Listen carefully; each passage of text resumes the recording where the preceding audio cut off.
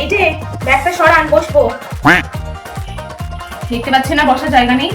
বসার জায়গা নেই মানে? চারজনের সিটে দুজন বসে আছেন আর বলছেন বসার জায়গা নেই। দুজন কোথায়? বাচ্চাটাকে কে ঘুমবে? হ্যাঁ তো ও তো বাচ্চা, হয় ওকে কোলে তুলে বসুন, নয়তো ব্যাগটা কোলে তুলে বসুন। সরুন। কেন করে তুলবো?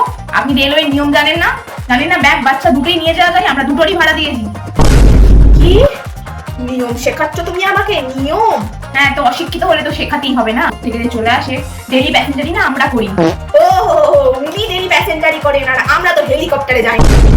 হ্যাঁ, তো হিম্মত থাকে তো কিনে নিন না হেলিকপ্টার। ট্রেনে যেতে আসতে যখন একই প্রবলেম আপনার।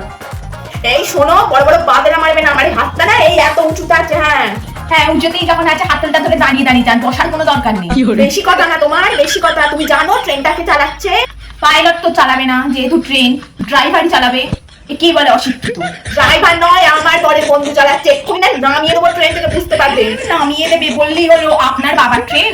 এ বাবা কাকে তুলে দিলে? তুই বাবা কাকে তোলালি? তোর अब तू गया बेटा, ए, अब तू তুই गया देख। গায়ে হাত কাটবি, তুই গায়ে হাত কাটবি। क्योंकि मैं बहुत